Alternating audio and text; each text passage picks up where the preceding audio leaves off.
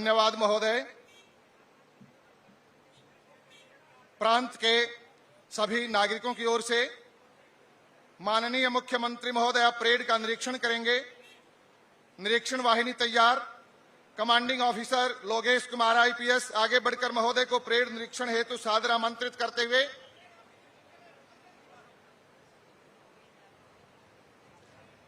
Parade निरीक्षण में अनुरक्षा शिष्टाचार के लिए महोदय का साथ दे रहे हैं।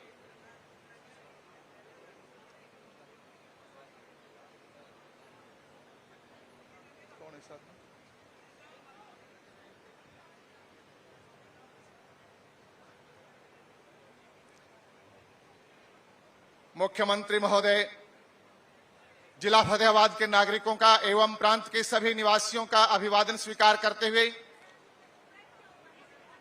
Commanding officer Lokesh Kumar IPS अपनी समस्त प्लाटून्स का निरीक्षण करवाने के लिए साथ में अनुरक्षा शिष्टाचार में श्री आलोक राय जी एडीजीपी वाहिनी पर साथ में सवार महोदय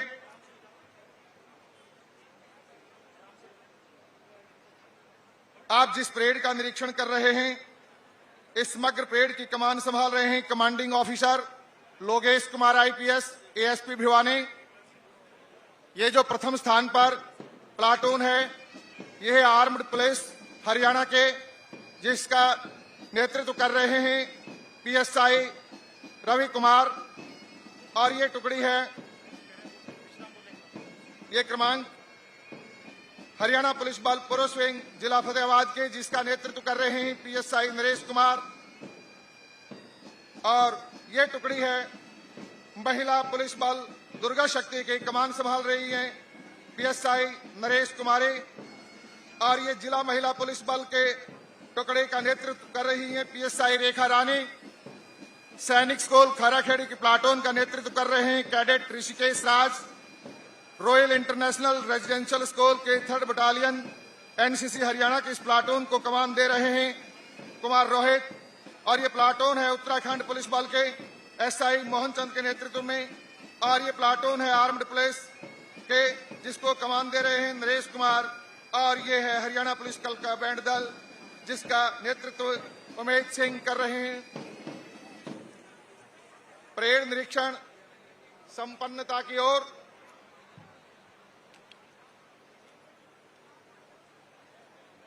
महोदय ये बहुत ही पावन पवित्र भूमि है। इसके ठीक 5 किलोमीटर पश्चिम में शहीद पंडित लेखराम की समाधि है जो चंद्रशेखर आजाद और शहीद आदम सरदार भगत सिंह के बहुत ही परम सहयोगी रहे और जिन्हें फांसी की सजा सुनाई गई थी 1929 में। अतः ये वीर भूमि हरियाणा के इस पावन पवित्र स्थान पर आपने परेड का निरीक्षण किया और अब महोदय बढ़ रहे हैं मंच की ओर अग्रसर होते हुए जहां से अपने प्रांतवासियों को मान्यवर पावन संदेश देंगे। अतः commanding officer Lokesh Kumar IPS अपने प्लाटून्स को विश्राम अवस्था में ठहरने के लिए कमांड देंगे और तालियों के साथ अभिनंदन कीजिएगा।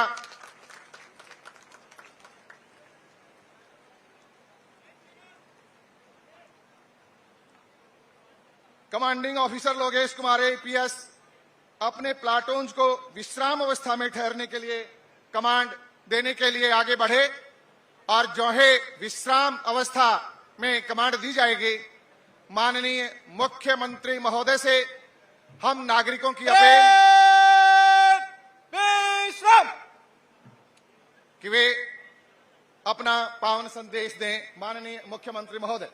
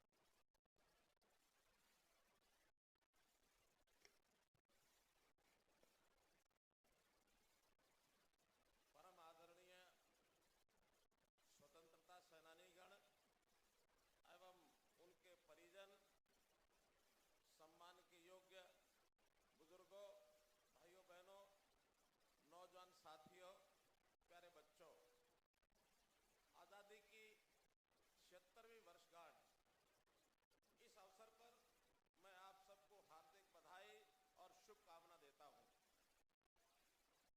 दिन रात देश की सरहदों की निगरानी करने वाले जवानों को मैं स्वतंत्रता दिवस की विशेष रूप से बधाई देता हूं। मैं सभी स्वतंत्रता सेनानियों और उनके परिवारों का हार्दिक अभिनंदन करता हूं। भाइयों बहनों, ये पर्व देश विदेश में सब जगह जन जन द्वारा मनाया जा रहा है। जन जन का ये पर्व, हर मन का ये पर्व, हर भारतवासी के गर्व और गौरव का ये दिन है। पिछले साल हर घर तिरंगा अभियान, इससे पूरा देश तिरंगे के रंगों में रंगा है और इस वर्ष भी पिछले साल की तरह यह अभियान देश भर में चल रहा है। हर गली, हर मोहल्ले में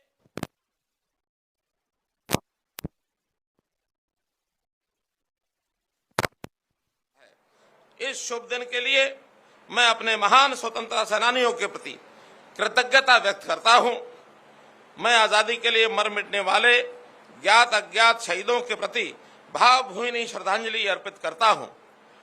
ऐसे जवान जो हरियाणा से भी संबंध रखते हैं, उनका विशेष योगदान निश्चित रूप से याद करने लायक है। न केवल स्वतंत्रता के उस आंदोलन में, बल्कि आजादी प्राप्त करने के बाद 1962 में, 1965 की लड़ाई में, 1971 में भी हरियाणा के जवानों ने अपना कर्तव्य करके दिखाया था। देश की आजादी के लिए अपना जीवन न्यौछावर किया था। आज आजादी पर मरने मिटने वाले ऐसे शहीदों के प्रति श्रद्धांजलि अर्पित करते हुए मैं राष्ट्रकवि रामधारी दिनकर की पंक्तियां आपके सामने प्रस्तुत करता हूं। जो अनगिनत लघु द्वीप हमारे तूफानों में एक किनारे, जल जलाकर बुझ गए किसी दिन, मांगा नहीं स्नेह मुंह खोल, कलम आज उनकी जय बोल, कलम आज उनकी जय बोल। प्रिय प्रदेशवासियों, आजादी का ये पावन पर्व जश्न मनाने जैसा है।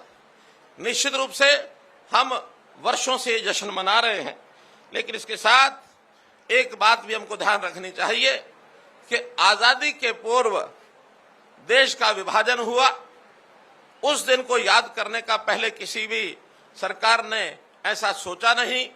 देश के प्रधानमंत्री ने 15 अगस्त 2021 को लाल किला की प्राचीर से ये आह्वान किया कि जो लोग देश को आजाद कराने में और इस देश के विभाजन के अवसर पर लाखों लोग शहीद हुए, उनकी स्मृति में हमें विभाजन विभीषिका दिवस 14 अगस्त को मनाना चाहिए।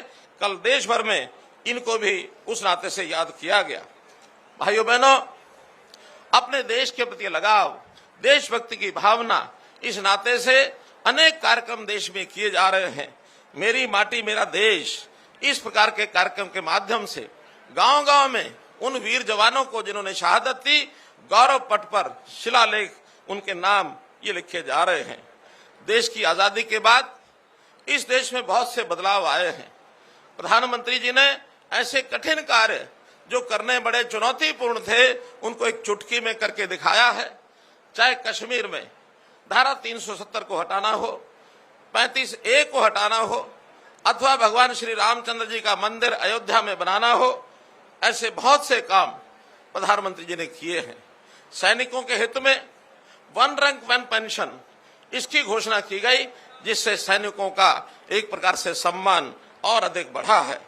हम लोगों ने नेशनल एजुकेशन पॉलिसी जो 2030 तक लागू करने की बात कही गई है, हरियाणा में हमने उसको 2025 तक ये लागू करने की बात कही है। देश के प्रधानमंत्री जी के नेतृत्व में देश की सुरक्षा के नाते से कई और कदम उठाए गए हैं।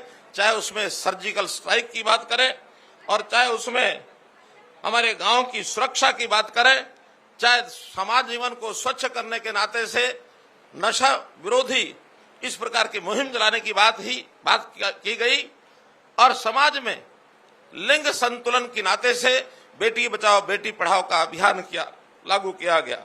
स्वच्छता ये अभियान भी देश में चलाया गया। देश की आजादी का अपना एक इतिहास हम सबको मालूम है। हम जानते हैं कि इस देश की आजादी ये हमें वास्तव में मिली नहीं है, ये हमारे जवानों ने एक प्रकार से अंग्रेज से ली है, अपनी शहादत देकर के ली है। इसलिए इस आजादी के लिए जो कुर्बानियां हुई, उस कुर्बानी का पहला जो अगर कोई उदाहरण मिलता है तो 18 मई 1957 अंबाला की धरती पर मिलता है।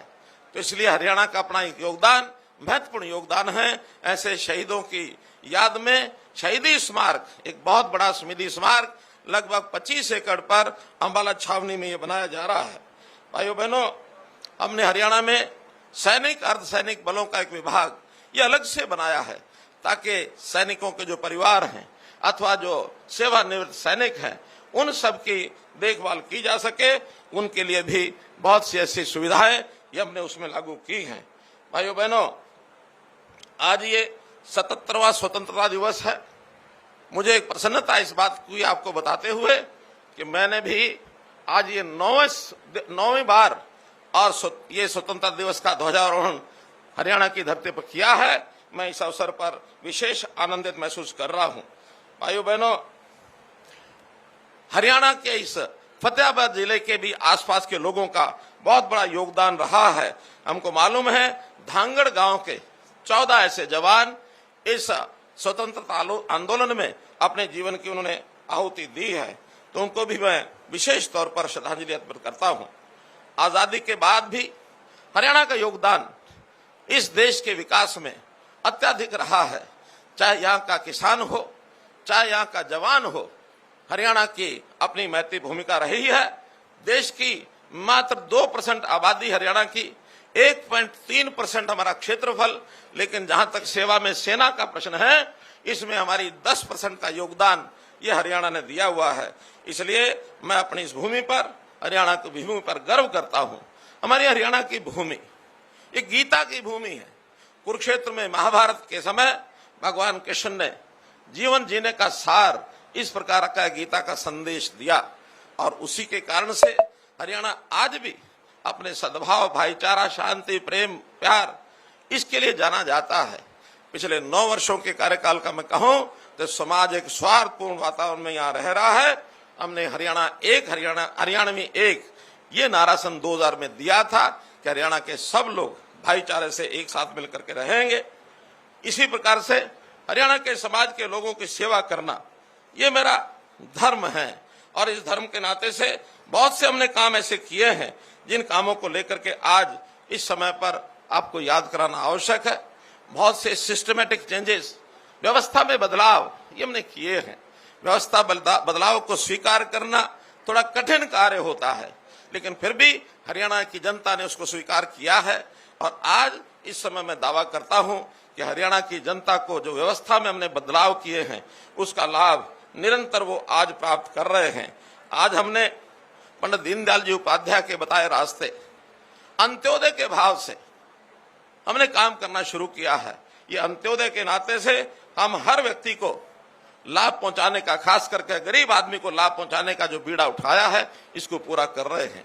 पिछली सरकारें गरीबी हटाओ ये नारा हर समय दिया करते थे, लेकिन बड़ा कष्ट है इस बात को सोच करके कि कभी गरीबी हटाने का काम उन्होंने नहीं किया। हमने सारे समाज के सब परिवारों की फैमिली आईडी बनाकर एक एक व्यक्ति की, एक एक परिवार की पहचान की है। जो गरीब परिवार है उसके लिए सरकार ने विशेष योजनाएं बनाई है, और उसके नाते से ये जो अमृत काल चल रहा है 25 वर्ष का, इस अमृत काल में हरियाणा ने लोगों के जीवन को आसान किया है। हमने इस अमृत काल में 12.5 लाख नए राशन कार्ड बनाए हैं। 2010 के बाद अगर राशन कार्ड बने हैं तो 12.5 लाख एक साथ ये हमने हरियाणा में बनाए हैं। इस अमृत काल में हमने घर बैठे लोगों को 60 वर्ष की आयु के होने पर उनको घर बैठे पेंशन मुहैया कराई है। किसी को न दरखास्त देनी पड़ी है, न दस्तावेज देने पड़ते हैं, न दफ्तर जाना पड़ता है, घर बैठे उनको पेंशन मिलती है। भाइयों बहनों, इस काल में लगभग 50,000 लोगों को, जो गरीब लोग हैं, उनको काम करने के लिए ये लोन दिलवाने की व्यवस्था हमने की है। इस अमृत काल में 29 लाख लोगों को आयुष्मान भारत और चिरायु हरियाणा का लाभ अभी कल तक हम दे रहे थे। आज से एक नई योजना लागू की है जिसमें 1,80,000 से लेकर 3 लाख रुपए तक की आय वाले परिवारों को भी मात्र आधा प्रीमियम 1500 रुपया वार्षिक दे करके उनकी रजिस्ट्रेशन आज से खोली है। उनको भी 5 लाख रुपए का लाभ उसी प्रकार से मिलेगा। हमने विद्यार्थियों के लिए इस अमृत काल में 5 लाख टेबलेट बांटे हैं और इतने बड़ी संख्या में टेबलेट बांटने वाला हरियाणा एकमात्र पहला राज्य बना है कि विद्यार्थियों को शिक्षा में उनको सुविधा हो। इस प्रकार का हम काम कर रहे हैं। इस अमृत काल में हमने हरियाणा के अंदर इंफ्रास्ट्रक्चर के नाते, विकास के नाते 20,000 करोड़ रुपए के प्रोजेक्ट या तो शिलान्यास किए हैं या हमने उसका उद्घाटन किया है। इंफ्रास्ट्रक्चर में देश के अंदर प्रथम स्थान पाने वाला हरियाणा, इसका कोई भी जिला दूसरे जिले के साथ नेशनल हाईवे के साथ जुड़ा है और बहुत बड़े जो हाईवेज बन रहे हैं, उन हाईवेज के आधार पर इस देश की आर्थिक प्रगति या उद्योग लगेगा, लोगों को रोजगार मिलेगा। इस आशा के साथ इन्वेस्टर्स बहुत बड़ी संख्या में हरियाणा में आ रहे हैं। वैसे वर्तमान में भी हरियाणा की आर्थिक स्थिति एक अच्छी आर्थिक स्थिति ऐसी मानी जाती है। हमारी अर्थव्यवस्था मजबूत है। हम 2 आंकड़ों डबल डिजिट में हमारी आर्थिक व्यवस्था की जो बढ़ोतरी हो रही है हर वर्ष, ये देश की अर्थव्यवस्था जो बढ़ रही है उससे कहीं ज्यादा है। हमारे यहाँ पर कैपिटा इनकम जो 2014 में 1,38,000 थी, अभी इस समय 2023 में ये बढ़ करके 2,97,000 रुपए प्रति वर्ष ये मित्रों हो गई है।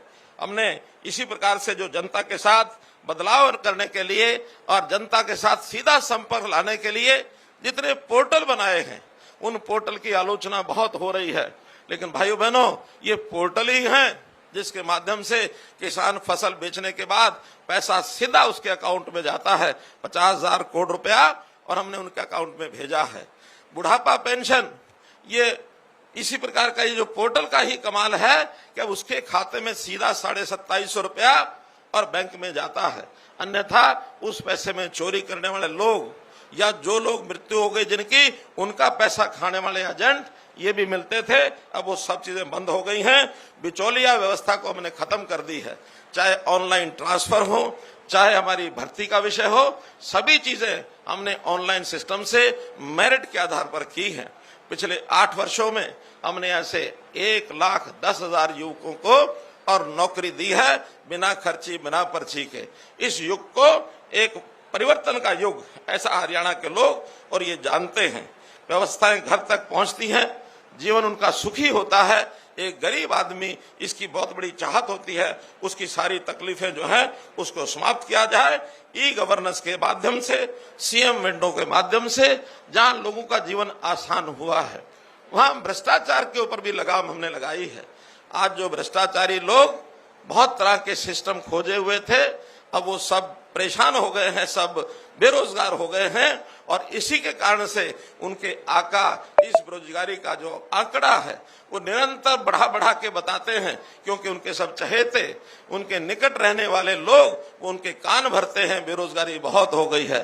वरना हमारे यहाँ काम करने की क्षमता रखने वाले हर व्यक्ति को, चाहे सरकारी नौकरी, चाहे प्राइवेट नौकरी, चाहे उसका स्वयं का रोजगार, इसके करने के अवसर ये हमको दे रहे हैं। गरीबों को सरकारी नौकरी में 5 अतिरिक्त अंक ये देने की व्यवस्था भी हमने की है, और इसके लिए बहुत से गरीब परिवार जिनके घर में एक भी नौकरी नहीं है, ऐसे लोगों को भी प्राथमिकता ये दी जाती है। बच्चों की पढ़ाई के लिए हमने एक चिराग योजना शुरू की है, जिसके अंदर गरीब परिवार के बच्चे यदि सरकारी स्कूल की बजाय प्राइवेट स्कूल में बच्चों को पढ़ाना चाहते हैं तो उनकी फीस ये सरकार अदा करेगी। मित्रों, भाई बहनों, इसलिए ये सब विषय हमने लागू किए हैं। जहां तक पेंशन की बात है, पेंशन के नाते से गरीब परिवार को तो पेंशन मिलती है।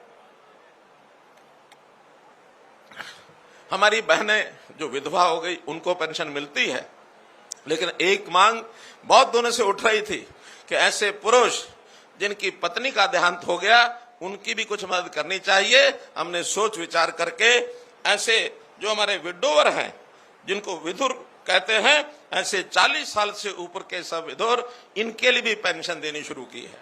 जो व्यक्ति किसी कारण से अविवाहित रह जाता है, पुरुष है अथवा महिला है, 45 साल की आयु के बाद उसको भी पेंशन का हकदार बनाया है, ताकि वो भी समाज में अपना सम्मानित जीवन ये जी सके।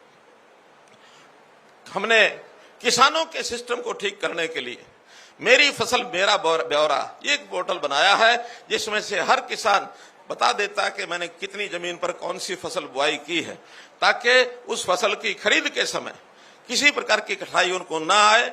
इसी प्रकार कल को कोई खराबा हो जाता है, उसको भी हम उसके माध्यम से भावांतर भरपाई योजना अथवा अन्य मुआवजा ये उसको दे सकते हैं। भाव यदि कम मिलता है तो भावांतर भरपाई योजना हमने फसलों के लिए, फलों के लिए, बाजरा के लिए, सूरजमुखी के लिए कई फसलों पर लागू किया है और इस योजना से किसान जो है बहुत प्रसन्न है। इसी प्रकार हमने किसानों के लाभ के लिए जहां डीबीटी का पैसा उनको भेजते हैं, वहां पर भावांतर भरपाई योजना के साथ, मुआवजे के साथ मेरा पानी मेरी विरासत, इसमें भी 7,000 रुपया प्रति एकड़ किसान को दिया जाता है।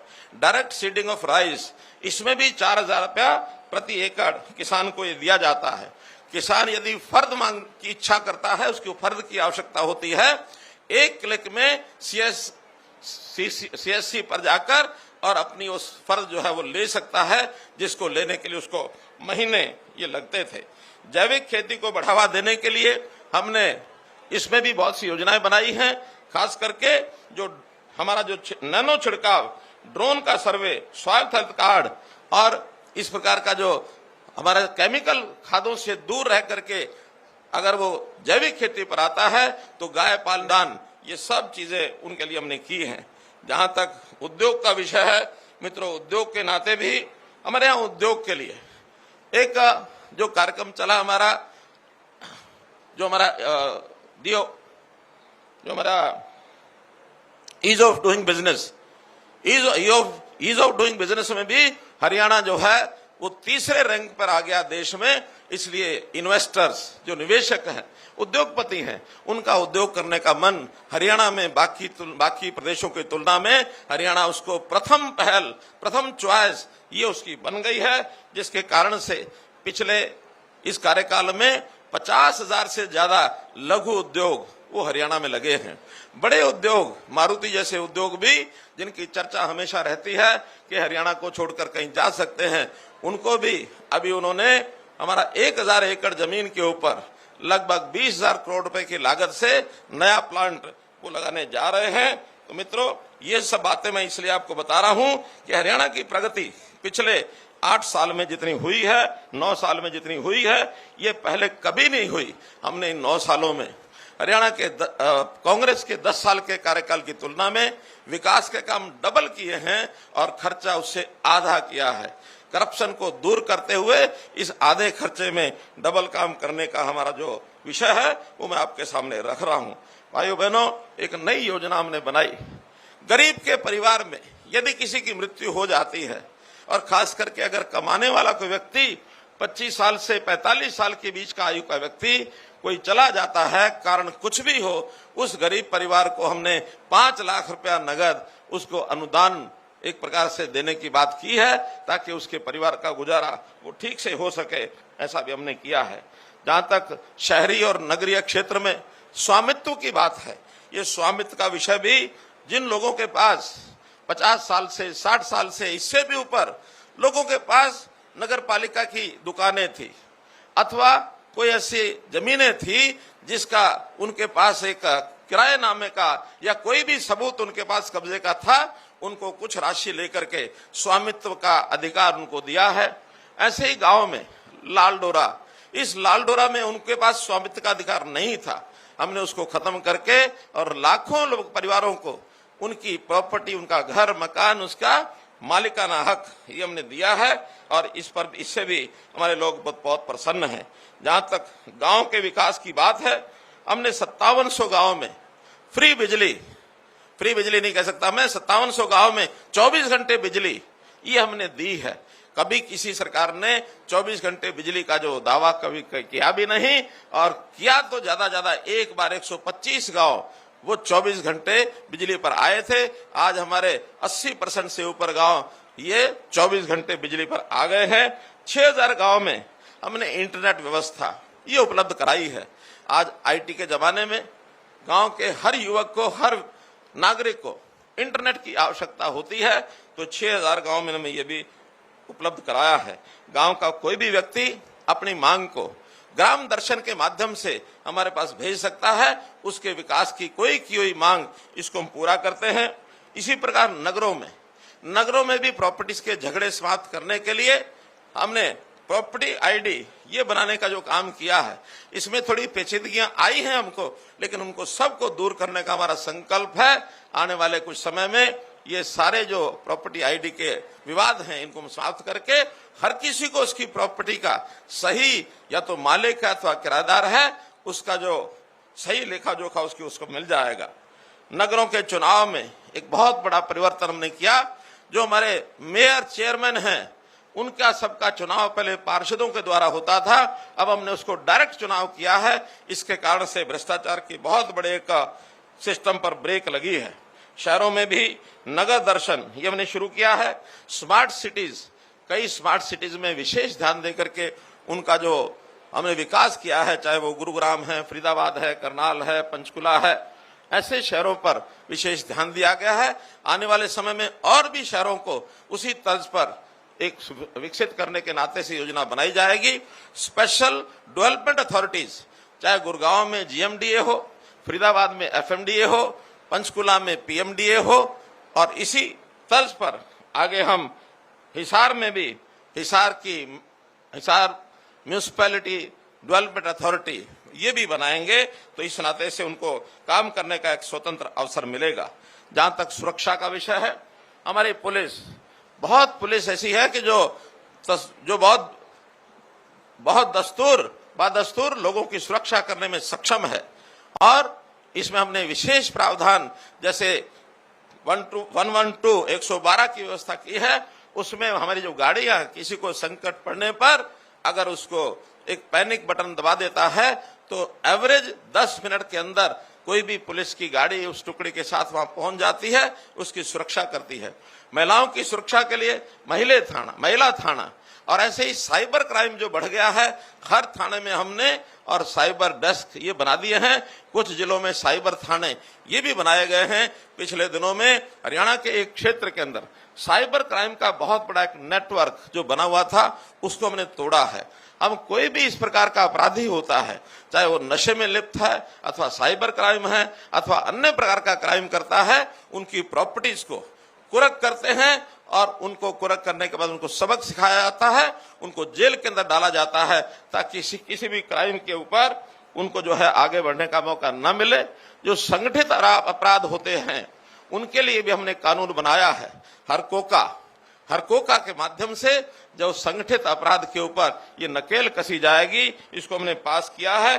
केंद्रीय अनुमति के लिए ये राष्ट्रपति महोदय के पास गया हुआ है। गोरक्षा का सुरक्षा का कानून ये हमने बनाया है, और इसमें भी 10 साल तक की सजा गोहत्या पर ये हमने लागू की है। तो इस पर भी बहुत बड़ा काबू, एक कंट्रोल हमने किया है। धर्म परिवर्तन जो लोग करते रहे हैं, जो करवाते रहे हैं, करने के बजाय जो धोखे से जबरदस्ती किसी का धर्म परिवर्तन कराते रहे हैं, उनके ऊपर भी हमने शिकंजा कसने के लिए और एक कानून बनाया है। इस नाते से ये सारी चीजें आपके सामने इसलिए रखी हैं कि हरियाणा जहां आज से कुछ साल पहले जिसकी छवि हरियाणा की बहुत अच्छी नहीं थी, लेकिन आज चाहे वो सामाजिक सुरक्षा हो, चाहे आर्थिक आधार पर बातें हो, युवा की बात हो, खेलों की बात हो, आर्थिक आधार पर जैसा भी जीएसटी जब से लागू हुआ है, जीएसटी की कलेक्शन हरियाणा में बड़े राज्यों में प्रति व्यक्ति कलेक्शन ये सर्वाधिक हो गई है मित्रों, भाई बहनों। तो इससे हमारे जो आर्थिक तंत्र है ये बहुत मजबूत हुआ है। हमने इसमें समाज के आवश्यक आने वाली जो चीजें हैं उसको भी आगे बढ़ाया है। जहां तक सामाजिक सुरक्षा पेंशन की बात है, 2750 रुपया हरियाणा में सर्वाधिक पेंशन ये पूरे देश में ये लोगों को दी जाती है। ये भी आपके लिए मैं एक जानकारी के लिए बता रहा हूं। इतना ही कहना चाहूंगा कि आने वाले 25 सालों में देश की आजादी की जब 100वीं वर्षगांठ 2047 में मनाई जाएगी, उस समय हरियाणा का स्थान पूरे देश में सर्वोच्च होगा, ऐसा मैं दावा करता हूं। आज इस अवसर पर पुनः स्वतंत्रता इस दिवस पर आप सब लोगों को, जो हमारे सेनानी और पूर्व सेनानी, उनके जो परिवारजन यहाँ आए हैं, यहाँ जो बच्चे स्कूलों के बैठे हैं, अन्यथा जो उपस्थित लोग यहाँ हैं, उनको बहुत बहुत बधाई, बहुत बहुत शुभकामना देता हूँ। बहुत बहुत धन्यवाद। हृदय से आभार महोदय। आपके संबोधन में वर्तमान विकास के साथ साथ परेड आगामी चहुमुखी समृद्धि की चौकस। स्पष्ट झलक दिखाई देती है। अब मार्च पास्ट के लिए टुकड़ियां तैयार। परेड निकट लाइन चल। परेड बगल शस्त्र। परेड तीनों दिन कूच कॉलम में मान से गुजरेगा।